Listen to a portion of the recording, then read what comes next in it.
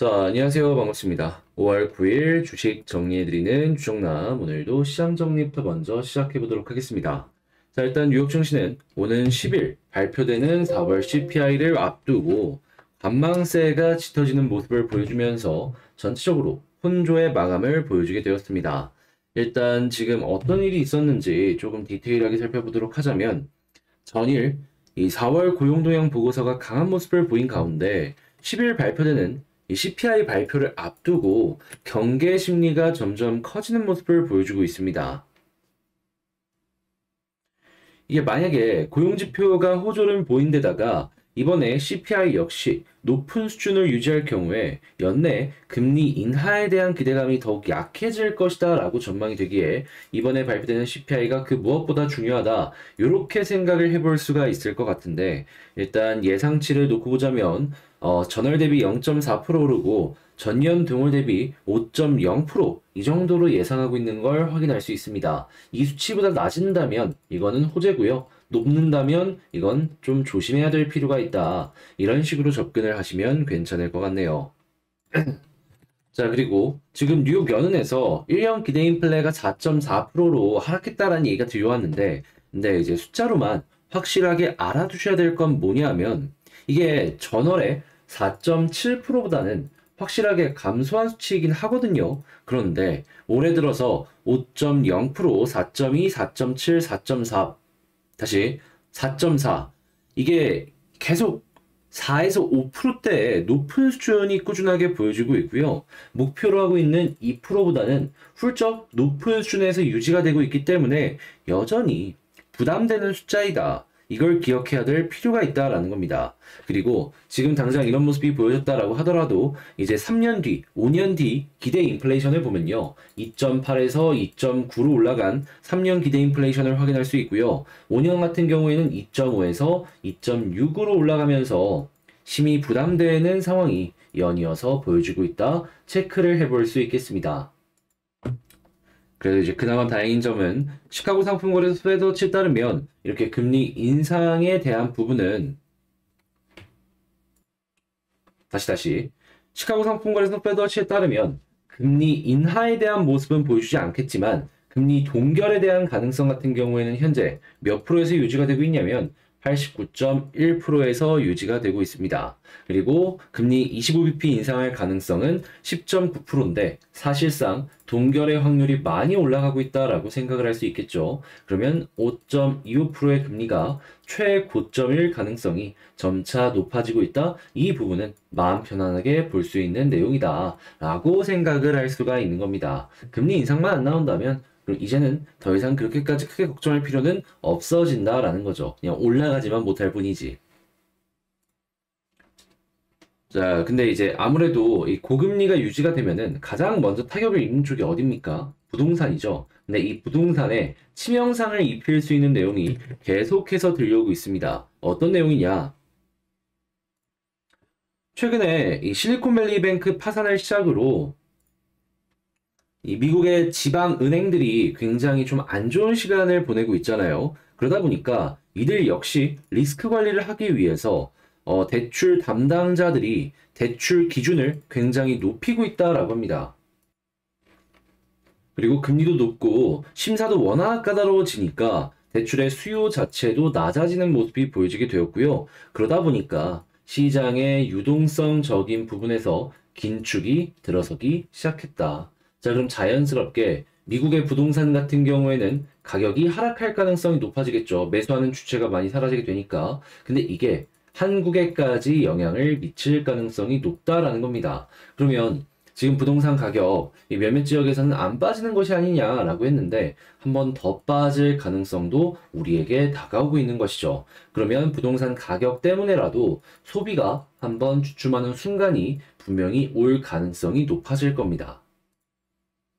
갖고 있는 자산 가치가 떨어지게 된다면 사람들 심정이라는 게 조심할 수밖에 없잖아요. 예, 그게 올 가능성이 지금 보여지고 있다라는 것이죠. 그래서 일단 올해 연말이나 내년 초까지는 금리 인하가 나오기 전에 조금 힘든 구간이 오지 않을까 싶네요. 자, 그리고 국제유가는 WTI 기준 73.16달러로 플러스 2.5% 상승 마감하였고요. 채권은 약세, 달러는 강세, 금 가격은 상승 마감하였습니다. 자, 그럼 이외에 다른 부분에 대한 뉴스는 뭐가 있는지를 살펴보도록 하자면, 자, 이렇게 이 유동성은 많이 떨어지고 있는 상황에서 애플같이 갖고 있는 현금이 많고 신용도가 높은 기업들 같은 경우에는 장사가 잘 되고 있는 기업들 같은 경우에는 그런 거 상관 안 합니다. 그냥 하고 싶은 거 다 할 수 있어요. 그리고 오히려 이런 상황이기 때문에 훨씬 더 높은 평가를 받을 수 있는 거죠. 남들 잘 될 때 같이 잘 되는 게 아니라 안 되더라도 난 잘 된다라는 모습을 이 애플은 계속해서 보여주고 있는 거니까요. 그러면 애플과 비슷한 환경을 가지고 있는 기업들 같은 경우에는 지금 타이밍에 주가가 많이 빠졌다? 우리가 주목해 볼 필요도 있겠죠. 자, 그리고 지금 러시아 곡물 협정이 종료가 된다라는 이야기가 들려오고 있는데 지금 몇몇 지역에서 이상 기후들 때문에 다시 농사가 잘 안 된다라는 내용이 들려오고 있습니다. 제가 이거 같은 경우에는 올해 초에 뉴스를 통해서 말씀드리고 그리고 미래생명자원부터 시작을 해가지고 사료주들이 급등하는 모습이 보여졌었거든요. 자, 그런데 이게 다시 한번 이런 식으로 연결될 가능성도 지금 우리에게 다가오고 있다라는 걸 여러분들이 생각을 해보시면 좋을 것 같네요. 그렇잖아요. 생산량 줄어드는데 이러한 리스크까지 발생을 해? 이거는 반응을 할 수밖에 없는 겁니다. 자, 그리고 지금 러시아에 대한 제재를 미국과 EU가 꾸준하게 하는 모습을 보여주고 있는데 여기에 중국 기업들이 끼어들기 시작했습니다. 그 이야기는 이제 러시아뿐만 아니라 중국의 견제에 EU 역시 참여를 할 것이다라는 얘기가 들려오고 있다라는 건데 자, 그러면 이 중간에 껴있는 뭐 대만이나 베트남부터 시작을 해가지고 한국의 몇몇 기업들 역시 수혜를 받을 가능성이 높아지겠죠. 그때 우리가 생각할 수 있는 내용들이 뭐가 있는지를 좀 보자면 일단 베트남에 공장이 있는 기업들 같은 경우에는 자연스럽게 살펴볼 수 있을 것이고 배터리, 아무래도 전 세계 지금 1등 배터리 수출 국가는 중국이기 때문에 중국 쪽 배터리 이제 견제를 할 수 있는 거 좋다라고 볼 수 있고요. 그리고 중국발 철강이 정말 많이 팔립니다, 여러분. 그런데 그 역시도 한국이 일부 파고들 여지가 생겼다. 그렇지만 저탄소에 대한 부분이 굉장히 커지고 있기 때문에 여기 관련해가지고 사업들이 커지는 부분, 요거 기대해봐도 좋을 것 같습니다. 자, 그리고 지금 뭐 배터리 계속 연이어서 판매되는 거랑 흑자에 대한 이야기도 들려오고 있는데, 뭐 소재부터 시작을 해가지고 부품, 장비 싹 한번 보시면 좋겠고요. 그리고 마지막으로는 개인적인 픽인데 여러분들 전선 한번 보셨으면 좋을 것 같습니다. 왜냐하면 이 전선 관련이요. 중국의 치킨 게임이 굉장히 강하게 들어갔던 부분입니다. 대표적으로 이 광통신 섬유 있잖아요. 이것만 하더라도 어떤 일이 있었냐면 중국에서 판매 단가 아래로 시장 점유율을 올리기 위해서 덤핑을 해서 시장에 던졌습니다. 자, 그러다 보니까 한국광통신이라고 한국의 전선회사 있잖아요. 거기 연 한 200억에서 300억씩 흑자 보던 회사인데 치킨 게임 들어가자마자 이거 마이너스 앞에 붙었습니다. 그냥 본전이 아니라 마이너스 200억에서 300억씩 적자 보는 일이 발생을 하였어요. 자, 그런데 만약에 지금 중국이 견제를 받고 광통신 부분에 있어서 다시 우리나라 기업이 올라올 수 있다면 이 적자가 해소되는 모습이 보여질 수밖에 없겠죠. 그런 부분은 다른 전선 쪽도 연결해서 생각을 해볼 수가 있을 것 같습니다. 자, 해서 이렇게 시장 정리 한번 싹 해봤는데 어떻게 여러분들께 도움이 되었을지 모르겠어요. 잘 봤다라고 생각을 하신다면 구독과 좋아요, 알림 설정 한 번씩만 부탁을 드리고요. 제가 지금 말씀드린 내용은 장 시작하기 전에 우리 텔레그램 공부방을 통해서 쭉 올려놓고 있는 내용이니까 같이 한번 이런 부분 체크해보고 싶다, 구경하고 싶다라고 생각을 하신다면 영상 소개란에 있는 텔레그램 링크를 클릭하시고 들어오셔가지고 어떤 내용이 있는지 한번 확인해 보시면 좋을 것 같습니다. 자, 그러면 이렇게 했으니까 이제 본 내용 시작하도록 할게요. 자, 제가 이번에 가지고 온 종목은 두산 에너빌리티를 가지고 왔습니다. 어제 좀 반등하나 싶었는데 제가 수급이 조금 아쉽다라고 말씀을 드렸었잖아요. 이게 결국에는 작긴 하지만 하락으로 연결이 되고 있네요. 자, 해서 이거 어떻게 보는 게 좋을지 현재 위치에서의 핵심을 하나씩 살펴보도록 하겠습니다. 여러분 구독, 좋아요, 알림 설정 한 번씩만 부탁을 드릴게요. 자, 일단 제일 먼저 나오고 있는 내용을 좀 보자면 리포트가 하나가 나왔는데 일단 뭐 개별적인 이슈보다는 자회사의 실적이 괜찮았다라는 이야기하는 걸 확인을 할 수 있습니다. 근데 그 자회사가 누구냐? 밥캣. 근데 밥캣 같은 경우에는 아시겠지만 상장이 되어 있어요. 그러면 이걸 전부 에너빌리티의 실적에 반영을 하는 건 뭐다? 디스카운트가 들어갈 수밖에 없다.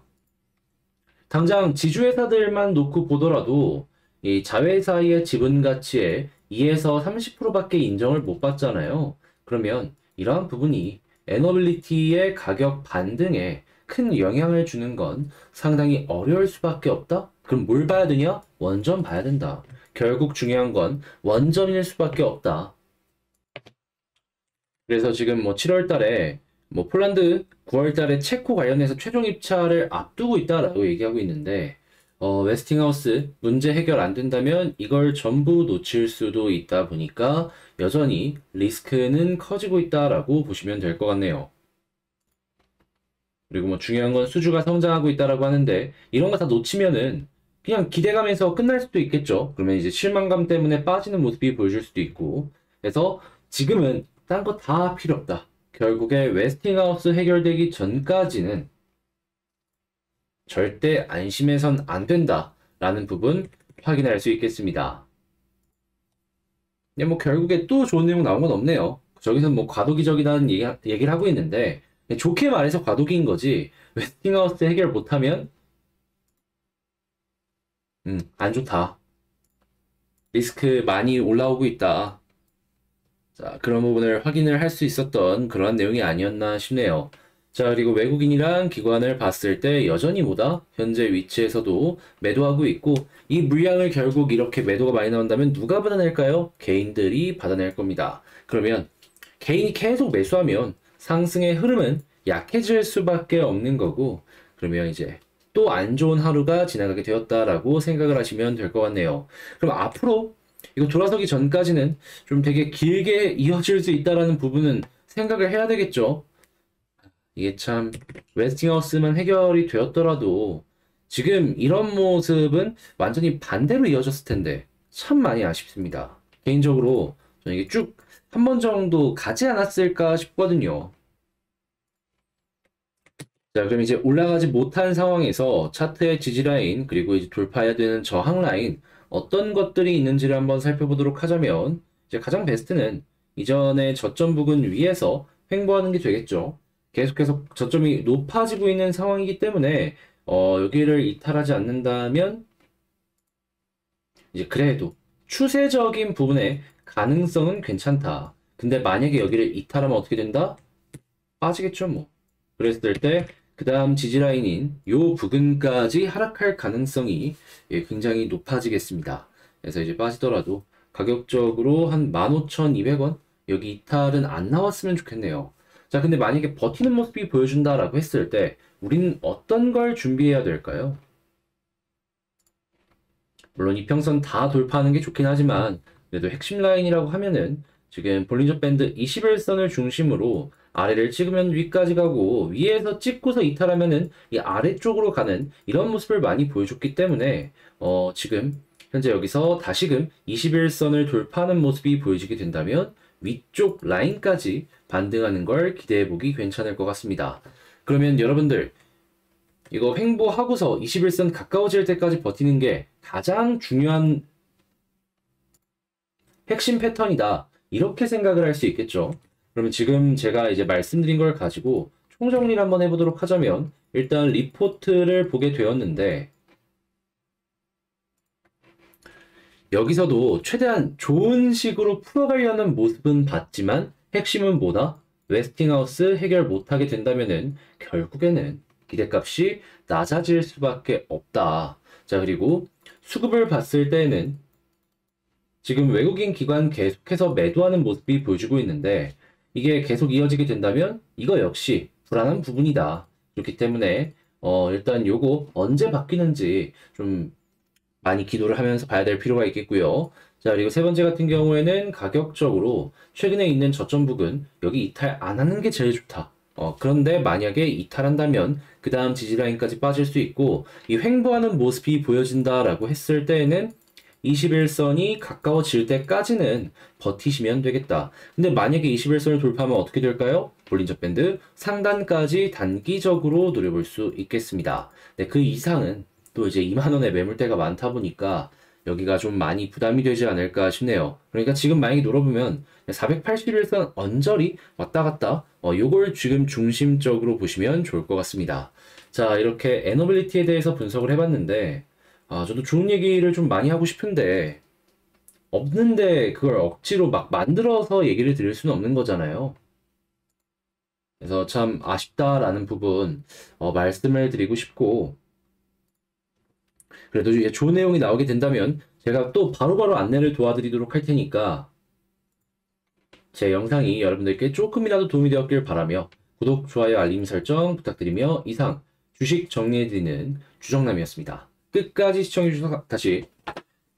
시청해주셔서 감사드리고 전 다음에 더 좋은 영상으로 다시 인사드리도록 하겠습니다. 감사합니다.